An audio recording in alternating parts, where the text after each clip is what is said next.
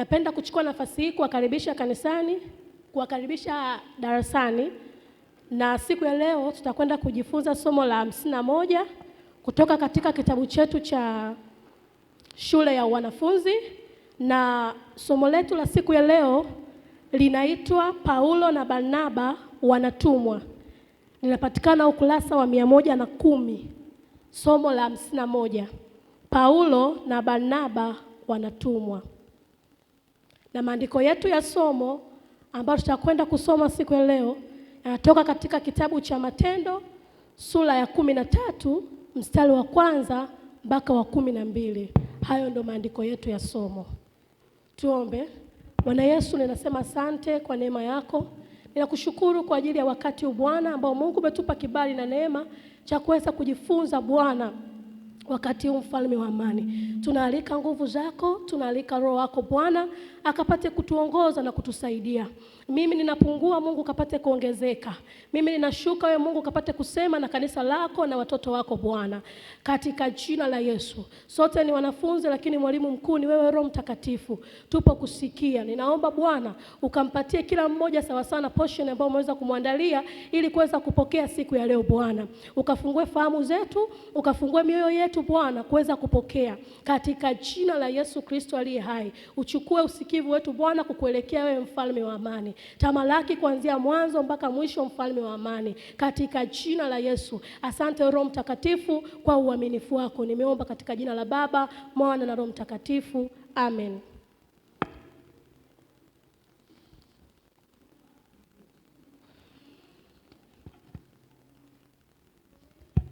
Kama nilivyokwisha kusema, somo linasema Paulo na Barnaba watumwa, na maandiko yetu ya somo ni Matendo sura ya 13 mstari wa 1 mpaka 12, na tutasoma baada ya kuangalia kweli kuu, lakini pia baada ya kuangalia kweli ya Biblia, lakini pia tutasoma baada ya kuangalia mstari wa kukumbuka, ndipo tutakaposoma hayo maandiko yetu ya somo. Ukisoma kweli ya Biblia inasema, kwa kuwa sisi ni wafuasi wa Kristo, ni wajibu wetu kuwatuma wamishonari kwa watu na maeneo ambayo hayajafikiwa barani Afrika na mbali zaidi. Nitarudia kweli ya Biblia. Kwa kuwa sisi ni wafuasi wa Kristo, ni wajibu wetu kuwatuma wamishonari kwa watu na maeneo ambayo hayajafikiwa barani Afrika na mbali zaidi. Hii ndiyo kweli ya Biblia. Sasa tukianza kuiangalia kweli ya Biblia, inasema kwamba kwa kuwa sisi ni wafuasi wa Kristo. Wafuasi wa Kristo ni watu gani? Ni watu wanaomwamini Yesu Kristo na wanakubali mafundisho yake, lakini pia maisha yao wanaishi kulingana na kile ambacho wamekipata kwa Yesu, kulingana na yale mafundisho, lakini pia kulingana na ile imani ambayo wameipokea kutoka kwa Yesu. Kwa hawa wafuasi wa Kristo wanatenda sawasawa na Kristo, na ni watu ambao wanaendeleza ile kazi aliyokuwa anafanya nani? Anafanya Kristo. Kwa anasema kwa kuwa sisi ni wafuasi wa Kristo. Kwa hiyo tunakuja kuona kwamba sisi wote tulio hapa leo hii ni wafuasi wa Kristo, kwa sababu tumemwamini Yesu, lakini pia tumekubali mafundisho yake, na maisha yetu tunaishi kuelekea na yale tuliyoyapokea kutoka kwa Yesu Kristo. Sasa tusikilize kile ambacho tunatakiwa kufanya kama wafuasi. Ni wajibu wetu kuwatuma wamishonari kwa watu na maeneo ambayo hayajafikiwa barani Afrika. Wajibu kwa ninavyoelewa ni kitu ambacho ni cha lazima, tunatakiwa kufanya. Kwa ni moja ya kazi ambayo tunatakiwa kuifanya. Ni wajibu wetu kuwatuma wamishonari. Wamishonari ni watu gani? Wamishonari ni wale watu ambao wanakwenda kuipeleka Injili. Wakishaenda kupeleka Injili, wakahubiria watu. Au mahali hapo sasa wanaweza pia wakapanda kanisa, then hao watu waliohubiriwa wanatakiwa walelewe. Kwa hiyo watawakabidhi kwa mchungaji, then ana shift anaenda sehemu nyingine, hivyo hivyo kwenda kuhubiri Injili. Hao waliookolewa wakatiwa na wakabidhi kwa mchungaji, anaenda sehemu nyingine hivyo. Kwa hiyo ni watu ambao wanapeleka Injili katika yale maeneo ambayo hayajafikiwa na Injili. Kwa hiyo ni wajibu wetu sisi kama wafuasi wa Kristo kuweza kuwatuma hawa mishonari, kuwasupport hawa mishonari. Tutaenda kuangalia kadri tunavyozidi kusonga, tutaangalia ni kwa namna gani tunaweza tukawasapoti au tukahusika kuwatuma hawa mishonari huko maeneo ambayo hayajafikiwa barani Afrika na mbali zaidi. Sasa nitaenda kusoma mstari wa kukumbuka, unasema, basi hao walipokuwa wakimfanyia Bwana ibada na kufunga, Roho Mtakatifu akasema, nitengeeni Barnaba na Sauli kwa kazi ile niliyowaitia. Inatoka Matendo sura ya 13 na ule mstari wa 2. Walipokuwa wakimfanyia Bwana ibada, Roho Mtakatifu akasema, nitengeeni Barnaba na Sauli kwa kazi ile niliyowaitia. Sasa mstari wa kukumbuka ni mstari ambao tunapaswa kuukumbuka. Bwana Yesu asifiwe kanisa. Sasa ni vitu gani ambavyo tunapaswa kuvikumbuka kutoka katika mstari huu wa kukumbuka? Namba 1, namna safari ya umisheni inavyoanza. Kwa kupitia mstari huu Mungu anatukumbusha ni namna gani ambavyo kazi ya umisheni inaweza ikaanza, au hii safari ya umisheni inaweza ikaanza. Tunaona kwamba walipokuwa wakifanya ibada na kufunga, Roho Mtakatifu akatoa maelekezo, nitengeeni Barnaba na Sauli kwa ajili ya nini? Ya kazi ya umisheni. Bwana Yesu asifiwe. Kwa tukumbuke kwamba kazi ya umisheni inaanza pale ambapo tunapochukua hatua ya kufanya ibada na kufunga. Ndipo ambapo Roho Mtakatifu anatupa maelekezo sasa, ni kina nani ambao nimewachagua kwa ajili ya kuweza kufanya umisheni.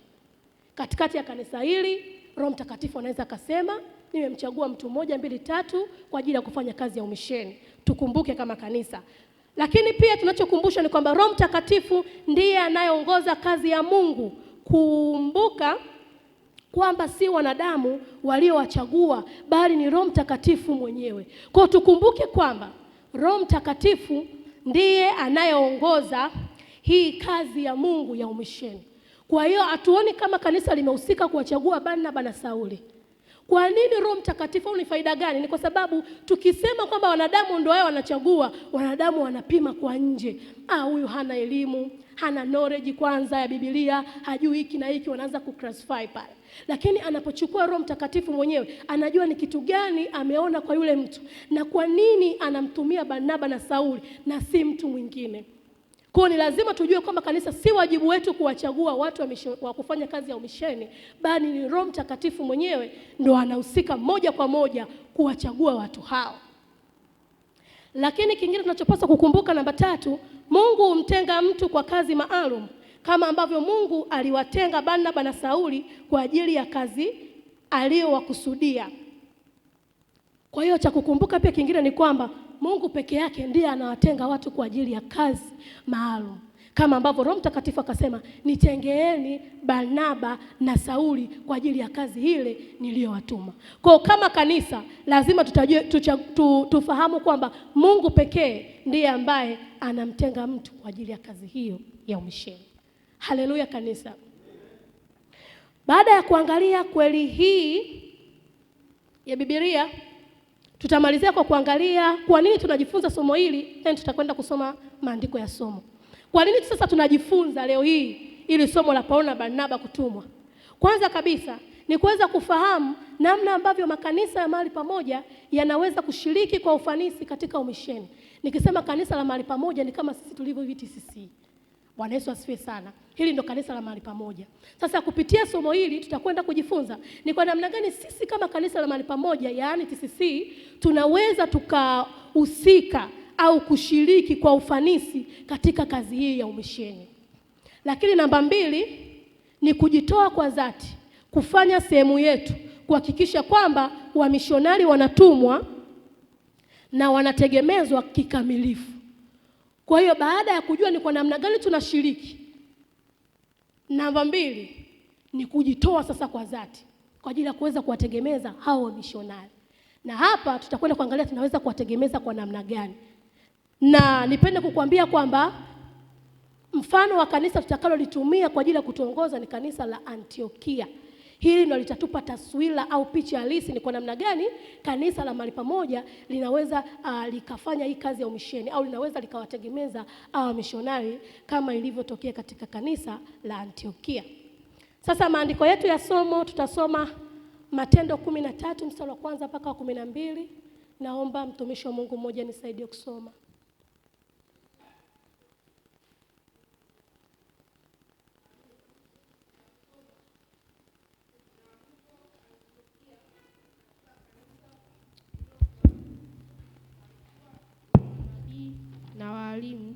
ni Barnaba na Simeoni aitwaye Nigeri na Lukio Mkirene na Manaeni aliyekuwa ndugu wa kunyonya wa mfalme Herode na Sauli. Basi hawa walipokuwa wakimfanyia Bwana ibada na kufunga, Roho Mtakatifu akasema, nitengeeni Barnaba na Sauli kwa kazi ile niliyowaitia. Ndipo akiisha kufunga na kuomba, wakaweka mikono yao juu yao, wakawaacha waende zao. Basi watu hao wakiisha kupelekwa na Roho Mtakatifu, wakateremkia Seleukia, na kutoka huko wakasafiri baharini hata Kipro. Na walipokuwa katika Salami, wakalihubiri neno la Mungu katika masinagogi ya Wayahudi, nao walikuwa naye Yohana kuwa mtumishi wao. Walipokwisha kupita katikati ya kisiwa chote mpaka Pafo, wakaona mtu mmoja mchawi, nabii wa uongo, Myahudi, jina lake Baryesu.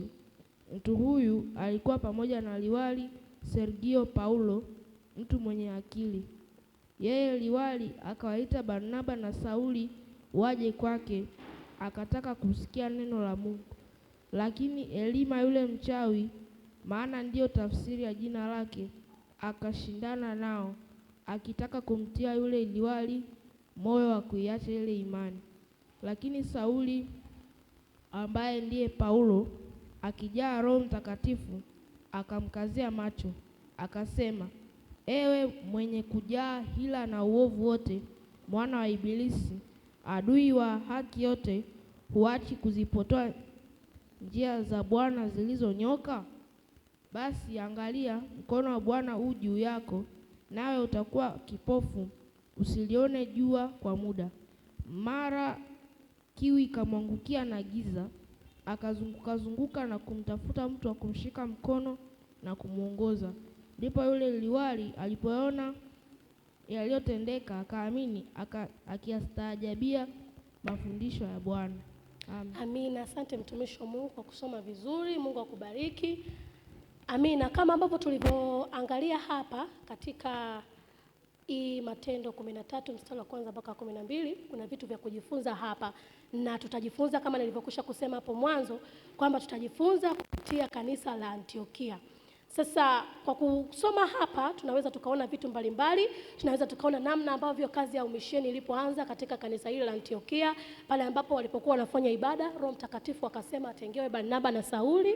Lakini pia tulivyosoma hapa tunaona kuna changamoto ambazo mishonari wanakutana nazo wakati wakiwa wanafanya kazi hii ya umisheni.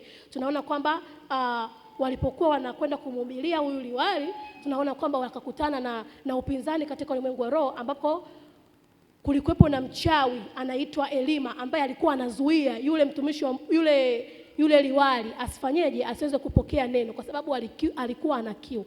Kwa ambacho tunaweza tukajifunza hapa ni kwamba ni kweli kwamba watu wanaweza wakawa ni kweli wanahitaji injili, lakini kuna upinzani katika ulimwengu wa roho. Hivyo basi tunaweza tukajifunza kwamba kazi hii ya umisheni pia inahitaji maombi. Bwana Yesu asifiwe. Lakini pia inamhitaji Roho Mtakatifu. Na ndio maana ilikuwa rahisi hata kwa Paulo kuweza kujua upinzani uliopo. Ndio maana tunaona akamgeukia nani? Elima. Bwana Yesu asifiwe kanisa. Hivyo ndivyo ambavyo tunaweza tukavipata hapa tulivyosoma, na kadri tunavyozidi kujifunza somo hili ndivyo tutaweza kuangalia zaidi kile ambacho kimezungumziwa katika hii sura. Sasa kwa utangulizi napenda kutoa picha ya kanisa la Antiokia ili tuweze kufahamu kanisa la Antiokia ni kanisa gani. Uweze kupata picha na kahistoria kidogo kuhusiana na kanisa la Antiokia, then tunaendelea.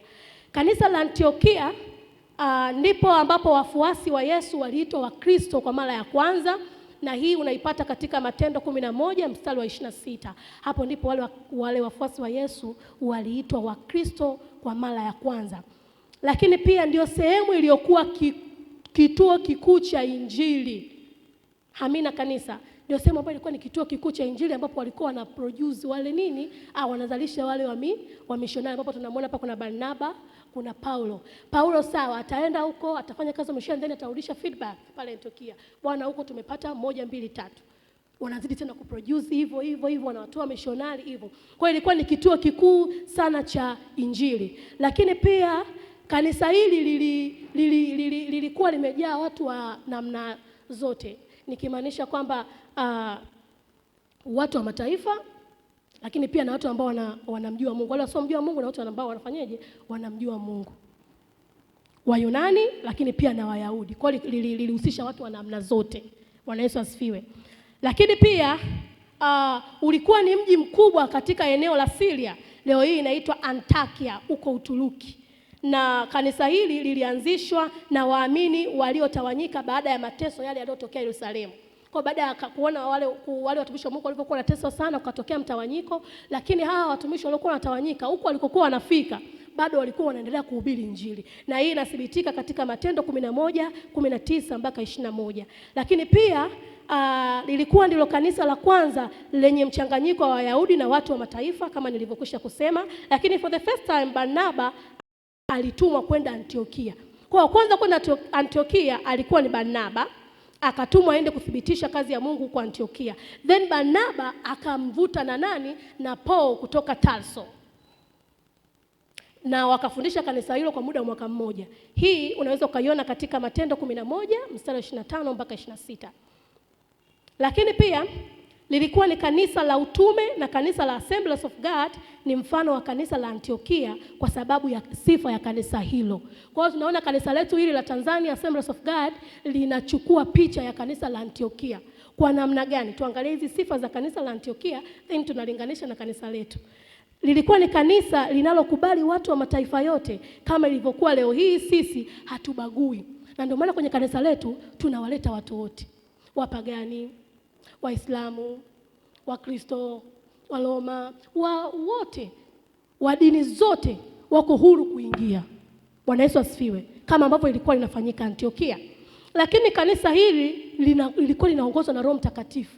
Ukifuatilia leo hii katika kanisa letu la TAG, Roho Mtakatifu ndio our leader, top leader, ndio kiongozi wetu wa juu, Roho Mtakatifu.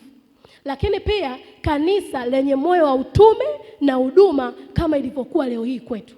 Kwa hiyo ilikuwa ni kanisa ambalo lilikuwa lina moyo wa utume wa kusapoti wa missionary. Na ukifuatilia hata sisi kanisa la TAG tuna produce missionary, tunawapeleka huko nchi mbalimbali. Na hii inathibitika, ndio maana kila mwisho wa mwezi tunatoa sadaka ya umisheni kwa ajili ya kwenda kuwasapoti hao wa missionary ambao wametumwa kwenye nchi mbalimbali. Sasa hapo inategemea umetumwa wapi. Popote utakapotuma unaenda. Kama umetumwa Somalia, kama umetumwa Iraki, kama umetumwa Palestina, popote huko unaenda. Sasa kwa nini najaribu kuelezea haya? Watumishi wa Mungu, hawa tunasikia mzigo kuelezea kwamba hawa wa missionary ni watu ambao wanahitaji sapoti kubwa sana, kwa sababu naweza nikakupa kitu kimoja. Wakifika huko wataokoa watu. Mungu ataokoa watu kupitia wao. Wale watu wanaweza kaja wali zote. Wengine wana hela, wengine hawana hela.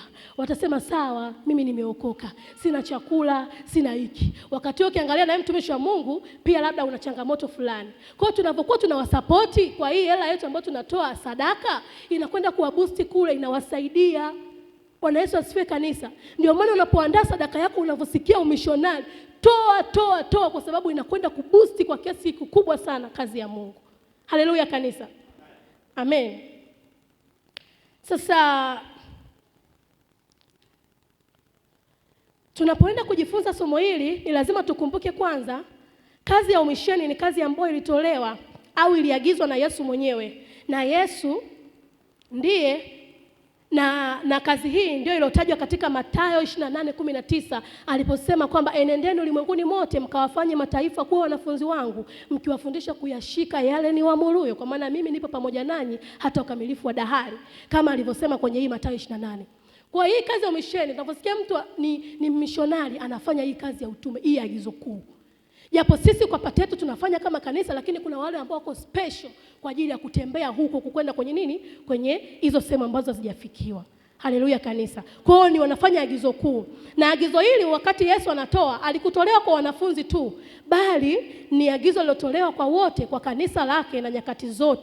Kanisa lake la nyakati zote na mahali pote ulimwenguni hata atakapokuja. Kwa wakati anatoa agizo hili akuspecify kwamba nawaambia ninyi tu wanafunzi, hapana. Alitoa kwa ajili ya kanisa la wakati huo, hata sisi leo hii na ulimwenguni kote, kwamba tunapaswa kufanya kazi ya umisheni. Ila sasa tunafanya kwa namna mbalimbali. Kuna wengine anasema mimi siwezi kufanya kazi ya umishonari, lakini nitawaboost au nitawapush au mishonari, nitawasupport. Kwa kuna mtu ambaye anatoa gari kwa ajili ya umishonari labda kutembea huko vijijini, umeona? Kwa kila mtu anaweza akasupport kwa namna yake. Bwana Yesu asifiwe kanisa. Ili mradi tu agizo kuu linafanyika. Sasa ni vyema kutambua kwamba ni wajibu wetu hata kwetu sisi leo hii kwa Mkristo mmoja mmoja na kwa kanisa la mahali pamoja kama sisi TCC. Na tunaona namna kanisa la kwanza lilivyosimama katika nafasi yake ya kutekeleza kwa uzito na kwa uaminifu mkubwa. Bwana Yesu asifiwe sana. Kwa hiyo tunaona kwamba kanisa hili lilifanya hii kazi ya umisheni kwa mzigo, ili kanisa la Antiokia. Ndio maana Roho Mtakatifu alivyosema, wakawaombea, wakathibitisha ule unabii, wakawaweka wakfu, wakawaombea, then wakawasend off, wakawatuma sasa waende huko kwenye kazi ya nini? Ya utume. Na hii ilitiwa nguvu na ile ahadi ya Yesu aliyowaambia kwamba msitoke hapa mpaka mtakapojiliwa na Roho Mtakatifu. Kwa hiyo baada ya kupokea nguvu za Roho Mtakatifu, na ndio maana walikuwa rahisi hata kumsikia Roho Mtakatifu. Kwa hiyo inatukumbusha kwamba Roho Mtakatifu anahusika kwa kiasi kikubwa, 100% katika kufanya kazi hii ya nini? Ya umisheni. Sasa swali la kujiuliza ni kwamba, je, sisi tunatekeleza agizo kuu kwa kiasi gani na tunahusika kwa kiwango gani kusapoti huduma ya umisheni? Bwana Yesu asifiwe kanisa. Wakati tunaendelea kujifunza, unaweza ukaendelea kujiuliza swali hilo. Sasa tunaona kwa mara ya kwanza kanisa linatuma wamishonari. Kwa mara ya kwanza tunaona kanisa la Antiokia linatuma nini? Wamishonari ambao ni Barnaba na Paul. Lakini before wamishonari wao walikuwa wanaenda wenyewe kwa kuongozwa na Roho Mtakatifu. Na hii inathibitika kwenye Matendo 8:26. Tunaona pale malaika akamuongoza Filipo mpaka kule Gaza, then Roho Mtakatifu akamwambia Filipo iendee hiyo gari. Ilikuwa ina towashi mule ndani. Akawa anasoma chuo cha nabii Isaya, lakini towashi alikuwa haelewi, ila anasoma. Ni sana leo hii umkute mtu anasoma Biblia. Filipo akamuuliza, "Je, hayo unayosoma yanakuelea? Maanisha kwamba unayaelewa?" Akasema, "Sasa nitawezaje kuelewa mtu asiponionyesha njia?" Ndiko Roho Mtakatifu akamwambia, "Sema naye sasa." Ndio akaanza kumfundisha, then yule mtu akaguswa, akampokea Yesu. Kwa hiyo ilikuwa kwa mara ya kwanza mishonari walikuwa wanaenda wao wenyewe kwa msaada wa Roho Mtakatifu. Lakini kwa namna nyingine walikuwa wanafanya vile kama tulivyoona hapa, kwa vile baada ya lile kanisa kutawanyika baada ya mateso, walikuwa wanafanya huko, still walikuwa wanafanya wenyewe. Lakini kwa mara ya kwanza tunaona kanisa linahusika kuwatuma wao mishonari ambao ni Paul na Barnaba.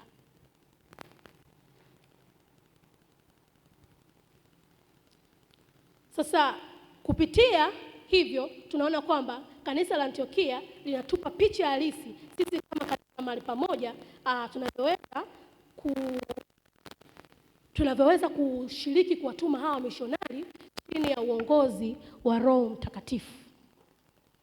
Sasa somo letu limegawanyika katika sehemu 4. Sehemu ya kwanza ni kujiandaa kwa ajili ya umisheni, sehemu ya pili ni kuitii sauti ya Roho, sehemu ya tatu ni kuwatuma wa mishonari, na sehemu ya 4 ni kutimiza umisheni. Sehemu ya kwanza ya somo ni kujiandaa kwa ajili ya umisheni. Kujiandaa kwa ajili ya umisheni, hiyo ndio sehemu ya kwanza. Na sehemu ya kwanza ni kujiandaa kwa ajili ya umisheni, sehemu ya pili ni kuitii sauti ya Roho.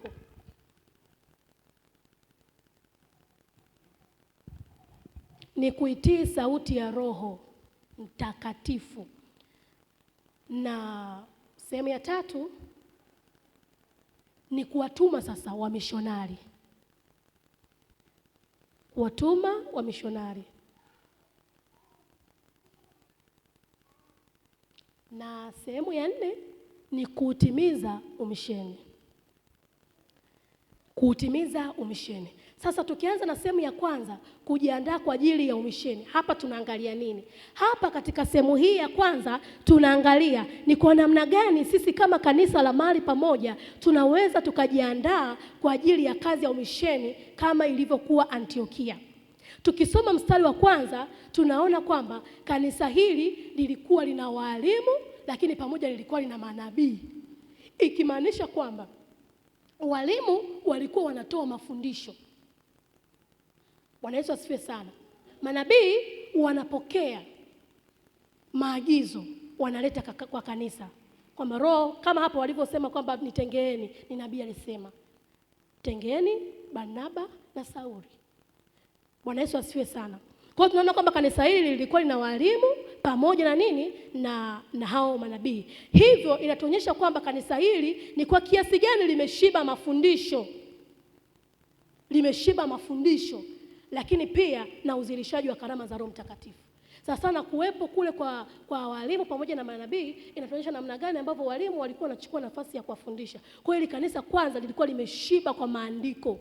Bwana Yesu asifiwe sana. Na ashukuriwe Yesu, ndio maana leo hii katika kanisa letu la TAG tumeweka hii shule ya wanafunzi na maandiko kwa ajili ya walimu kuchimba na kufundisha zaidi kwa msaada wa Roho Mtakatifu. Na ndio maana leo hii hapa tunafundishwa.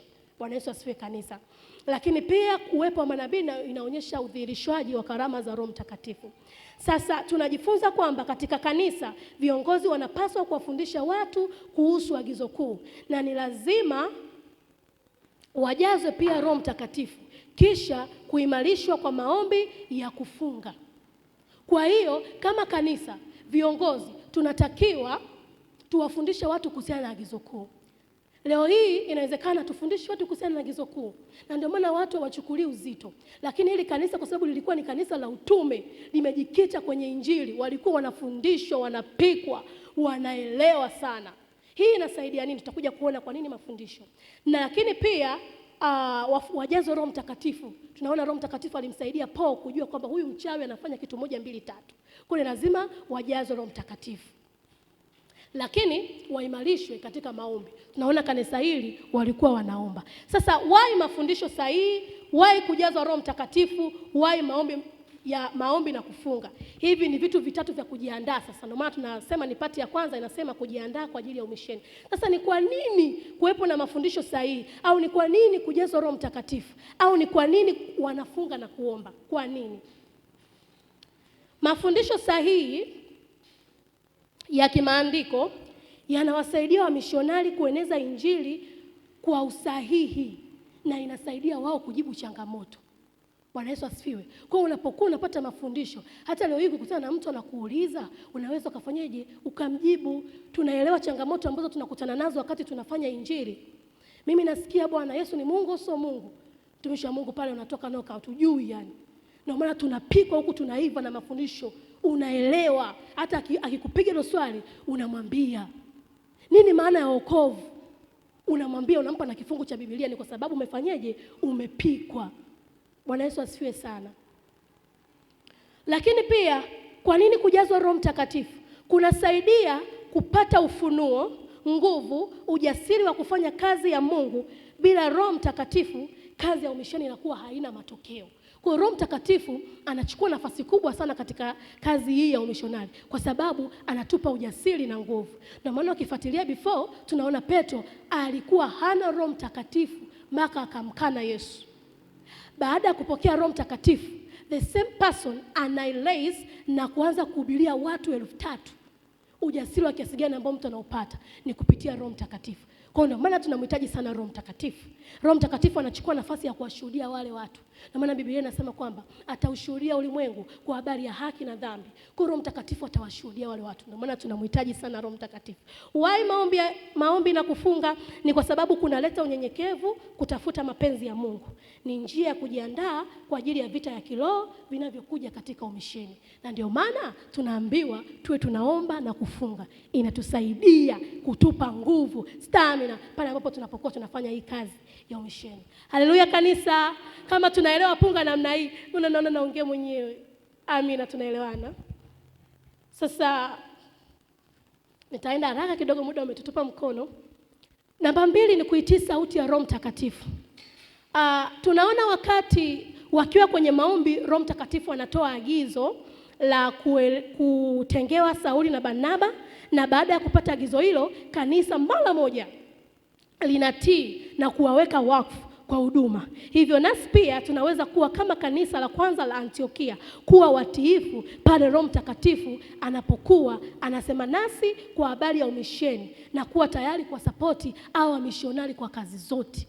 Kwa hiyo kutii sauti ya Roho Mtakatifu, tunaona kanisa la Antiokia limetii sauti ya Roho. Na maana aliposema nitengeeni Barnaba na Sauli, mara moja walipothibitisha tu kwamba ni Mungu mwenyewe amesema, ni agizo kutoka mbinguni, wakawaweka wakfu, wakawaombea, wakawatuma. Kwa hiyo nasi leo hii kama kanisa, Roho Mtakatifu akisema nitengeni fulani na fulani kwa ajili ya kufanya umisheni, mara moja tunapaswa kuthibitisha na kufanyeje na kuwatuma. Na wewe pia leo hii Roho Mtakatifu akisema na kutuma Somalia, nenda.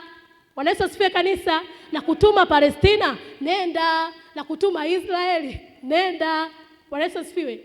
Nataja hayo maeneo si kwa ajili ya kufurahisha, lakini naweza kukuonyesha kwamba namna gani tunapaswa kuwa tayari kwenda sehemu yoyote pasipo kuoji. Mungu haulizwi why Somalia and not America. Hapana. Bwana Yesu asifiwe kanisa.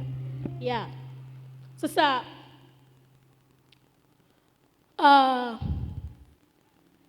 anaposema kuwa tayari kwa sapoti kwa hali zote, kwa kutoa sadaka ili kuwawezesha wamishonari nje ya kanisa. Lakini pia kama tunavyotoa ile sadaka ya mwisho wa mwezi, lakini pia tunawasapoti pia wale walio ndani ya kanisa kwa uaminifu wote, kwa utii wote na kwa imani yote. Kwa hiyo tunapaswa kumtii Roho Mtakatifu katika eneo ya kufanyeje la kuwasapoti, kwa sababu hatujawatoa sisi kwa mapenzi yetu wenyewe kama kanisa. Ni Roho Mtakatifu mwenyewe ndio amefanyeje, amewatuma. Kwa hiyo ni kazi yetu sisi kuwasapoti hao watumishi wa Mungu. That's why mwisho wa mwezi tunatoa nini? Ile sadaka ya umisheni. Bwana Yesu asifiwe kanisa. Sasa tunaweza kusikia sauti ya Roho Mtakatifu kupitia vitu gani? Kupitia Biblia, kupitia maombi na kutafakari, kupitia maneno ya kinabii. Lakini hapa tunakumbushwa kuwa inapotokea neno la kinabii, unabii unapaswa kupimwa na kuhakikishwa kuwa unatoka kwa Mungu. Kwa watu hao walipopokea hizo directions kutoka kwa Roho Mtakatifu, walienda kuomba, na kuthibitisha, hiki kinatoka kwa Mungu? Baada ya kuthibitisha ndio wakafanyeje? Wakawatuma wale watu. Kwa hapo tunapewa angalizo kwamba likitokea hilo neno la unabii, inapaswa kufanyeje? Kuthibitishwa. Na kama ni Mungu mwenyewe kweli amesema, basi watu hao wanafanyeje? Wanatumwa. Lakini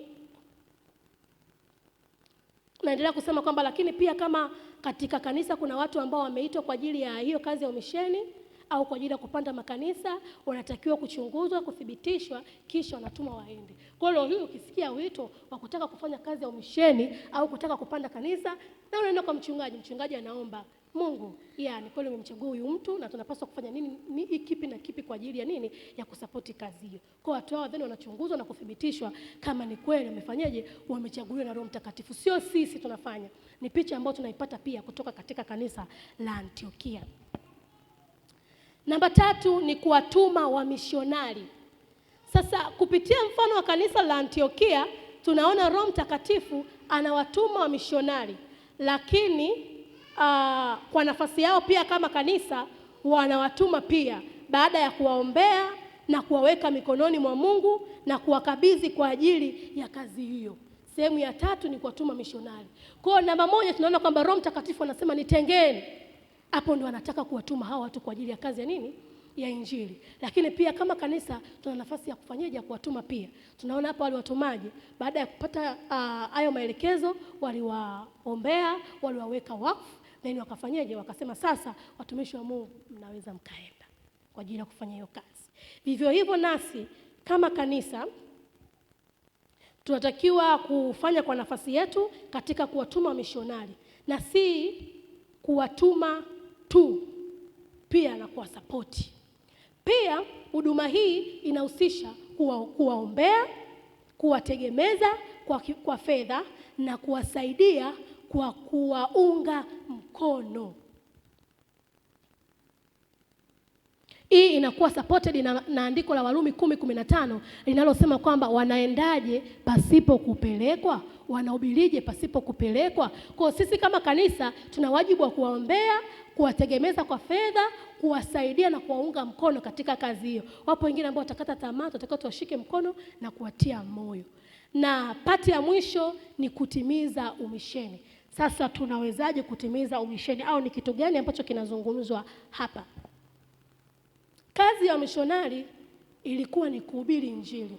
Na ndio maana tunaona Barnaba na Sauli walipofika Kipro na Salami walihubiri Injili licha ya kukutana na vikwazo na ushindani, kama ambavyo tunaona hapa alikutana na nani? Na yule mchawi. Kwa hiyo inatuonyesha kwamba kama nilivyokwisha kusema hapo mwanzo, tunapokuwa tunafanya hii kazi tutegemee kwamba tutakutana na nini? Na vikwazo. Hii inakuwa kama ile ishi kweli ya wiki iliyopita, kwamba nendeni mkafanye hiyo kazi ya Injili. Tegemeni kwamba mtakutana na nini? Na vikwazo. Lakini Mungu ni mwaminifu kutusaidia na hayo yote. Wangapi tunakumbuka kweli iliyopita? Amina. Ndio inathibitishwa hapa kwamba walipoenda wakafanyeje? Wakakutana sasa na nini? Na vikwazo. Sasa kwa sababu Paulo alikuwa amejawa Roho Mtakatifu, aliweza kufahamu haraka upinzani uliopo kwa yule liwali, na hapa inatuonyesha faida ya kujaa Roho Mtakatifu na kutusaidia wakati wa kutimiza agizo kuu. Kwa hiyo Roho Mtakatifu anatusaidia kwa kiwango kikubwa sana kutimiza umisheni. Lakini pia tufahamu kwamba wamishonari nao wanaweza kupanda makanisa, na hii inakuwa kwamba baada ya kuhubiri Injili, kama nilivyokwisha kusema hapo mwanzo, hao waongofu wapya wanatakiwa kulelewa, wanatakiwa kufundisha. Hawa mishonari kazi yao sio kuchunga kanisa. Kazi yao ni kufanya kazi ya utume ya kuhubiri Injili tu. Lakini pia kitu cha pili wanachoweza kufanya ni kupanda kanisa. Then wanawakabidhi wale watu kwa mchungaji anakuwa anawalea, then wana shift out, wanaenda tena eneo lingine, wanahubiri tena hivyo hivyo. Kwa hiyo nao pia walikuwa wanafanyaje?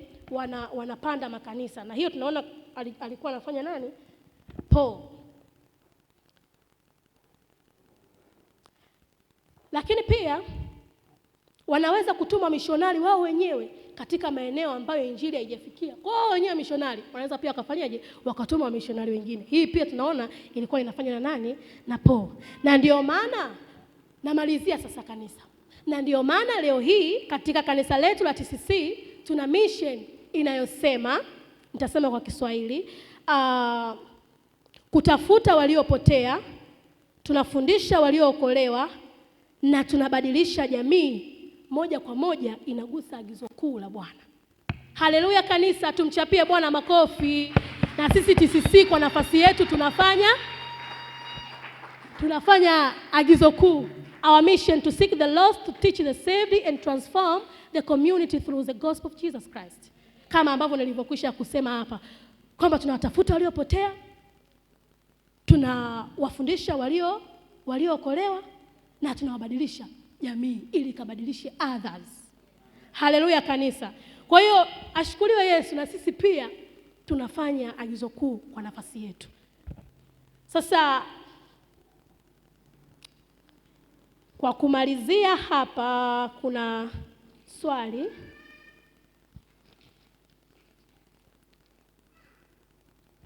Na mwishoni tutamalizia na ile task assignment ya last week Sunday. Tutalijibu hili swali. Swali langu linasema kwamba Elima yule mchawi alijaribu kumpotosha liwali asifate njia iliyo sawa, na ile njia iliyo sawa ya Bwana. Elima alijaribu kumpotosha liwali asifate njia iliyo sawa ya Bwana. Sasa ni kwa namna gani leo hii wanaweza kupotosha wengine kutoka kwa njia ya Mungu bila kutumia uchawi? Na swali langu clarify, inasema kwamba kwa wakati ule tunaona kwamba Elima alipotosha yule liwali asisikie ile kweli kwa kupitia uchawi. Sasa natamani kupata mchango kutoka kwenu darasa. Ni kwa namna gani leo hii watu kama kina Elima wanatumia njia zipi kukwamisha kazi ya Mungu isisonge mbele? Wangapi tumeelewa swali? Haleluya. Amina. Basi karibuni tuweze kulijibu hili swali chap. Karibuni, ni kwa njia gani kazi ya injili inaweza ikapingwa mbali na hii kazi mbali na hii njia aliyoitumia Elima ya uchawi? Karibuni darasa.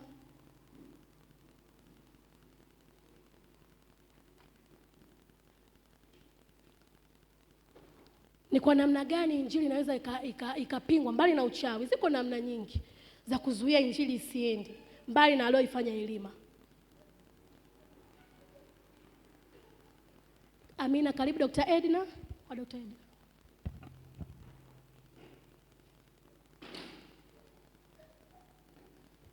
Naweza kwa uelewa wangu mdogo, na nimefikiri kwamba kama mahali pakiwa panatawala ambayo kuna viongozi ambao hawajamjua Mungu, kwamba sisi tuliookoka hatujajiweka mbele kwenye nyadhifa fulani kubwa za kitawala, wao wanaweza wakawa kizuizi, kikawa kizuizi cha injili kuingia kwenye hiyo nchi au kufika mahali fulani. Kwa mfano, unaweza akazuia, labda tukasema kuna mkutano mkubwa sana wa Bonke au mtu yoyote mkubwa wanakuja kuhubiri injili sehemu fulani. Kiongozi wa pale, kama yeye anaweza akawa sio mchawi ila hapendezwi na injili, anaweza akawa kikwazo, kwa anaweza akawa njia mojawapo ya kuzuia. Kwa hapo tunajifunza nini? Kwamba sisi tuliookoka pia tuna fursa, tunawajibika katika kuangalia hizo nyadhifa kubwa, ili tuweze kufanyaje? Tuweze kupenyeza injili katika mamlaka mbalimbali, nchi mbalimbali. Tuwaze makubwa, kwamba tuwaze hata let's say nataka kwenda sehemu fulani, naweza nikaenda kama balozi. Nikienda kama kuwa balozi ile nchi na nimeokoka, obviously nitakutana na watu wakubwa ambao nitapitisha injili. Kwa maana hiyo tunaweza tukafikiria kwa mlengo huo, kwa sisi kujiboresha kwa namna ya maongozi, kielimu, kifursa mbalimbali, ili kumit namna fulani, ili tuepukane na hivyo vikwazo. Amina. Amina, tumpigie makofi. Amen, asante. Ametupa ni kwa namna gani inakuwa inazuiliwa, lakini pia ni kwa namna gani tunaweza tukafanyeje tukasolve hicho kitu. Bwana Yesu asifiwe kanisa. Namna nyingine kama ambavyo Roho Mtakatifu atakavyoweza kutusaidia, kwa sababu tuko out of time, ninaomba tuishie kwa namna hiyo. Lakini kwa kuhitimisha kabisa ni kwamba napenda kuuliza kwamba kama tumeweza kufanya ile taski na ngapi ambao tuweza kufanya ile assignment ya Jumapili iliyopita, ile ishi kweli wiki hii, kama umeweza kufanya kwa uaminifu wote. Mwalimu akitoa assignment pia anahitaji mrejesho na feedback ambao tumeweza kufanya. Amina. Mungu awabariki. Matokeo, matunda tuwaone kama umeweza kuja nao, labda aliyekuja na watu ambao wamefanya hiyo. Watu wakifanya vizuri wanakuwa recognized. Kwa hiyo lazima tuwatambue. Wako wapi? Umekuja nao? Amina. Tunaomba tusimame. Hawa watu ambao wamekuja na dada right.